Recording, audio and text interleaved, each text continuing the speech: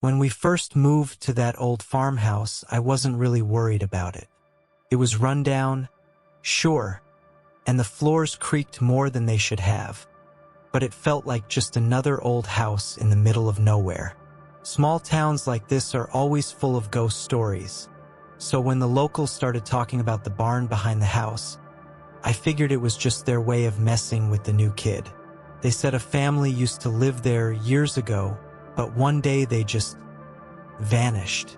No bodies, no sign of a struggle, just gone. Some people said they still heard strange noises at night coming from the barn. Others claimed they'd seen figures moving around in the shadows. I laughed it off at first. I mean, who wouldn't? I told my friends, and they were way more into it than I was. Jimmy and Mike kept pushing me to check it out, said it would be fun. Sarah wasn't as keen, but she came along anyway. The truth is, the more they talked about it, the more I realized something about that barn did bother me. Even before I stepped foot inside, I always felt like it was watching me. It was late afternoon when we finally decided to check out the barn. The sun was setting, casting long shadows across the overgrown yard. I remember the moment we stepped inside. The air was thick, almost heavy, and there was this weird smell, like something had rotted but no one had bothered to clean it up. The barn was bigger than it looked from the outside, but dark, with only a few thin beams of light sneaking through the cracks in the walls. Every step we took made the floor creak like it was about to give way under us. Jimmy was the first to notice the symbols carved into the wooden beams. At first, they just looked like scratches, but when we got closer, we realized they were patterns, circles, weird shapes, stuff that didn't make any sense. Mike found some dried-out candles near the back, and Sarah almost tripped over a pile of old bones. Animal bones, I think. At least I hope they were. There were these dark stains on the walls, smudged into symbols that I couldn't make out. It looked like dried blood, but we didn't say it out loud. In the far corner, under a mess of old hay, I found this leather-bound journal. It was worn, like it had been there for years, but the pages were still readable. I started reading it aloud. At first, the entries seemed normal, just a family trying to get by, talking about crops and the weather. But after a while, things got weird. They talked about seeing figures in the shadows, hearing whispers at night, hallucinations. The father kept mentioning something dark, something that lived in the barn and needed sacrifices. The writing became frantic, almost illegible by the end, like he was losing his mind. And the worst part, the journal stopped right before the day they disappeared. After reading from the journal, the air in the barn seemed to change. It was like the whole place was holding its breath. Then the noises started. At first, it was just this faint scratching sound, like nails scraping against wood. We all froze, thinking it was just an animal or the wind. But then came the whispers, low, almost inaudible, like someone was standing just behind us, murmuring words we couldn't understand. Jimmy was the first to say something. He was right behind me 1 second, and the next, gone. I turned around, expecting him to be messing with us, but the spot where he'd been standing was empty. No joke, there was nothing there. We all called his name, shouted for him to stop screwing around, but there was no answer. Just silence except for the whispers. Mike started to freak out. He was always the calm one, but now I could hear it in his voice. He was terrified. He kept saying we needed to get out of there, and I agreed, but before we could even move, Mike was gone too. He didn't make a sound. I didn't even see him leave. 1 second he was standing next to Sarah, and the next, nothing. It was like he'd just been erased. It was just me and Sarah now. The barn suddenly felt massive, like it was swallowing us whole. The whispers were louder, almost like chanting, coming from every corner. Sarah was standing right beside me, and then she wasn't. I didn't even have time to react before she was dragged backward into the darkness. Her scream cut off so quickly, it felt like the barn had swallowed the sound. I was alone now, completely alone, and the whispers, they were calling my name. I was the only one left. My heart was pounding so hard it felt like it would burst, and the journal in my hands felt heavier than before. The whispers, they weren't just sounds anymore. They were mocking me, repeating my name over and over, getting louder and closer. Then, out of nowhere, the barn door slammed shut behind me, and I was swallowed by complete darkness. I pulled out my phone, the faint light flickering weakly. It wasn't much, but it was all I had. As I flipped through the last pages of the journal, I found the final entry. The father talked about confronting it, the thing that lived in the barn. He called it a shadow, something that fed on fear and loneliness. And it wanted me. I could feel it watching me, circling just outside the reach of the light. My friends were gone.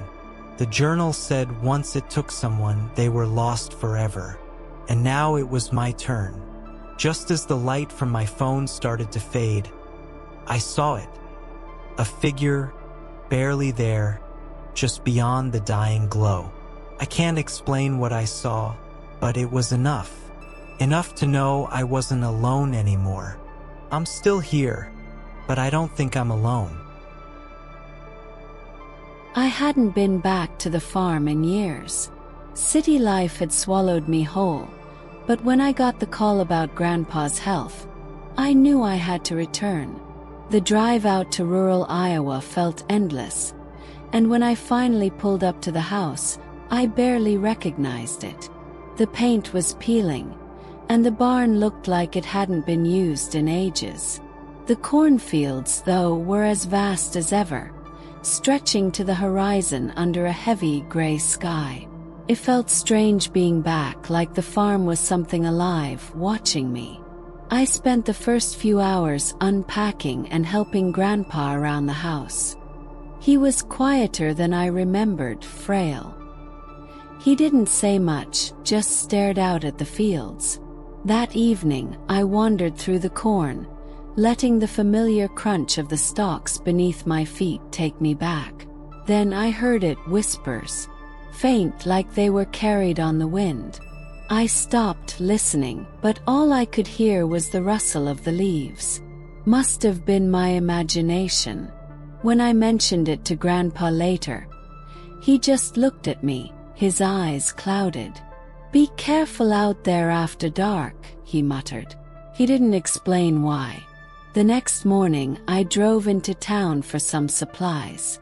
It hadn't changed much since I was a kid. Same small stores, same slow pace. As I walked into the general store, I noticed a few familiar faces, older now, but unmistakable. A couple of them nodded at me, but there was something off in their expressions, like they were surprised I was back. While I was grabbing a few things, an older woman approached me. Mrs. Harper, I think her name was. She'd been a friend of my grandfather's for as long as I could remember. She eyed me cautiously. "Alicia, right? Haven't seen you in years. Heard you're back at the farm." Her voice trailed off, and she glanced nervously out the window toward the cornfields in the distance. "Yeah, just helping Grandpa for the season," I replied, trying to keep it casual, though the unease in her eyes made me shift uncomfortably. "Be careful," she said, her voice lowering. "That farm. It's got a bad history. Strange things have happened there. People have gone missing, you know. Farmhands mostly. Never found." She hesitated, then leaned in closer. "There's talk of a curse. Been around for generations. The land doesn't let go easily." I tried to laugh it off, but her words stuck with me. Curse. Missing people. It sounded like local superstition, but there was something about the way she said it that sent a chill through me.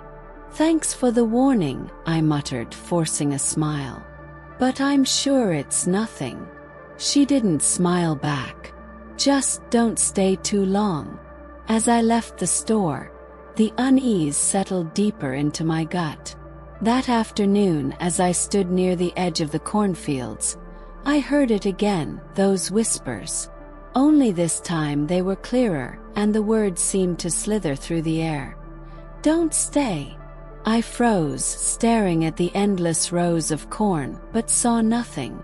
The days passed slowly, and I spent most of my time working in the fields alone.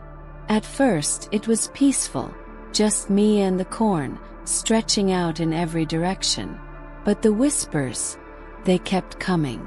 At first, they were faint, just a murmur in the background, but with each passing day, they grew louder, harder to brush off. It felt like someone or something was trying to speak to me from just out of sight. One afternoon, as I was harvesting, I noticed something strange. The corn stalks were swaying, not in the gentle rhythm of the wind, but in a strange, deliberate way, like they were alive. But the air was still. I stopped and watched, heart racing. Then I saw it. The ground beneath the crops, shifting ever so slightly, like something was moving below the surface. I froze, waiting for it to stop, but the movement continued, rippling under the soil, the whispers growing louder. Twilight was falling when I felt it. Something brushed against my ankle. I jumped back, my heart pounding. Looking down, I saw a patch of disturbed earth. My hands moved on their own, clawing at the dirt, and there, just beneath the surface, I uncovered something brittle and thin. Bone. Panic surged through me as I dug further, uncovering more bones. Some broken, others still intact. These weren't animal bones. They were human. I stumbled back, my breath coming in short, ragged gasps. My head spun. Had to know. I rushed back to the house and confronted Grandpa, demanding the truth. At first, he wouldn't look at me, but finally, in a broken, raspy voice, he confessed. "The land, it feeds. Always has. Takes what it needs. People. Keeps the crops alive." I stared at him, horrified, as the reality sunk in. He'd known. All these years he'd known. "I couldn't stop it," he whispered. "It's too late now." The whispers were everywhere now, surrounding me, pressing in. The cornfields weren't just swaying anymore, they were moving. The crops, the soil, everything seemed to crawl toward the house. I could feel it. The farm itself was alive, and it was hungry. I turned to Grandpa, trembling. "What do we do?" I asked, but deep down I already knew the answer. His face was hollow, as if the weight of his secret had eaten away at him for years. "It'll take you," he said, his voice barely a whisper, "unless you give it someone else." The truth hit me like a punch to the gut. All the missing farmhands, all the years he'd survived alone on this cursed land. It was because he had fed them to it. And now it was my turn to decide. The whispers were deafening, pulling me toward the corn, the ground shifting beneath my feet. I looked at Grandpa, frail, barely clinging to life. He was the only thing standing between me and the farm, the only thing the land would take in my place. As the harvest moon rose, casting an eerie glow over the fields, I made my decision. But I'll never say what it was. Started small. At first, the cows just seemed a little on edge, restless, like something was spooking them.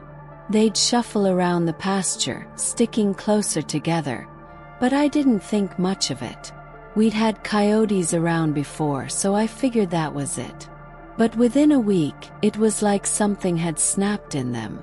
No matter what I did, They wouldn't enter the barn after dark. Normally, they'd wander in on their own, but now they stopped dead at the door, pulling back and lowing, their eyes wide like they were seeing something I couldn't. They started huddling together near the fence, refusing to go anywhere near the barn, no matter how hard I tried to coax them in. Didn't make any sense.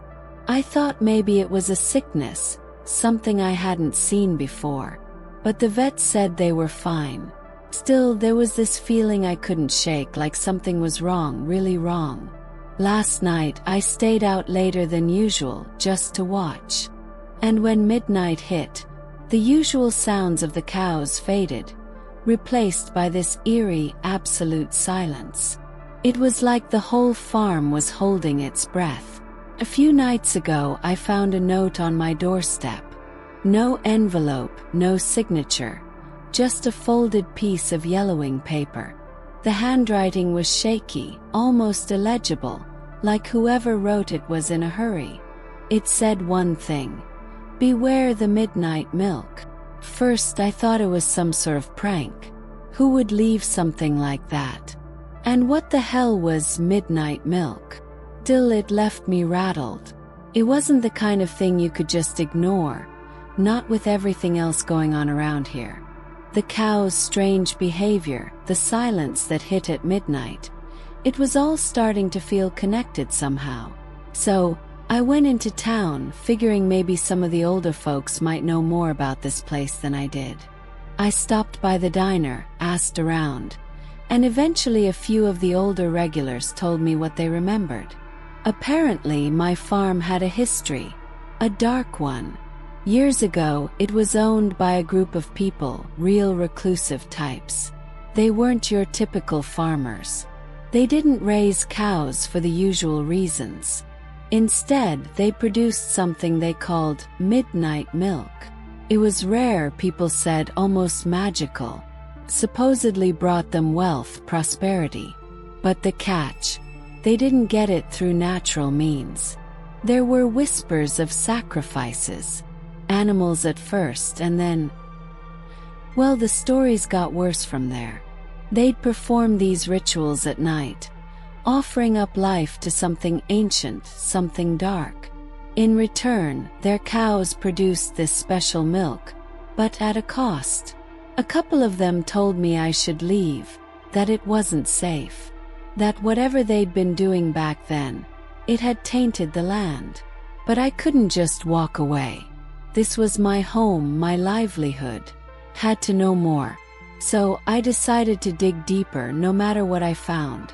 I couldn't shake the feeling that the answer was somewhere on my farm, buried in the bones of this land.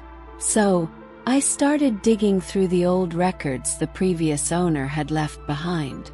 Most of it was routine stuff, receipts, old crop reports, nothing out of the ordinary.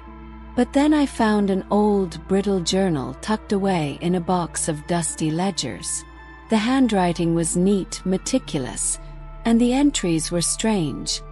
References to offerings and rituals to ensure the health of the herd. The deeper I read, the more unsettling it became. One entry mentioned a cellar beneath the barn. I'd never noticed anything like that before, but I figured it couldn't hurt to check. After a bit of searching, I found a trapdoor under some old, rotting hay bales. It was heavy, rusted over, like it hadn't been touched in decades. When I finally pried it open and descended the narrow wooden steps, the air was damp, thick with the smell of decay. At the bottom I found the cellar. It wasn't large, but what was inside made my skin crawl. The walls were covered in strange symbols, painted in dark, dried streaks that could only have been blood. Old, tattered garments, robes maybe, were scattered around, along with rusted tools that looked like they had a purpose far more sinister than farming. And in the center of the room stood a stone altar, its surface darkened with stains I didn't want to think too hard about. It was clear this was where the sacrifices had happened. The journal had been right.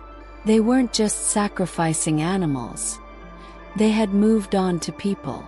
As I stood there, it all started to click. The terrified cows, the midnight silence, the warnings. Whatever those people had done here, it left a mark, and the land still carried the weight of it. The cows knew it, and now I did too. It was almost midnight when I heard the first sound. A low, rhythmic thudding from outside, like footsteps getting closer. My heart raced, but I forced myself to stay calm. I'd read enough. I knew something was coming. I grabbed the flashlight and opened the door, stepping onto the porch. There in the distance, moving toward the barn, were figures, cloaked in dark, heavy robes, their faces hidden by hoods. My blood went cold. They moved silently like shadows, their presence making the air thick and hard to breathe. They stopped just short of the barn, turning toward me as one. The leader, or at least the tallest of the group, spoke in a voice that was low and commanding. "The midnight milk must flow again." I barely got the words out. "You need to leave. This is my farm now." The leader tilted his head slightly. "It was never yours. It was always ours." He gestured toward the barn. "The herd is ours. The land is ours. And now you are ours." I swallowed hard, gripping the flashlight tighter. "I won't let you hurt my cows." He let out a soft, chilling laugh. "If you deny us, the herd will suffer. And you will join the offering." The others began to murmur, a low chant that made the hairs on the back of my neck stand up. I had two choices. Let them have their way. Let them perform whatever twisted rituals they needed to reclaim their midnight milk, or fight them off and risk unleashing whatever dark force they had bound to this land. The thought of abandoning the farm, everything I had worked for, gnawed at me. But so did the idea of sacrificing my cows, of becoming their next victim. My mind was racing, and as I stood frozen, I heard it. The lowing of the cows, panicked and frantic, rising in the night air. The barn doors creaked open slowly, and my heart dropped.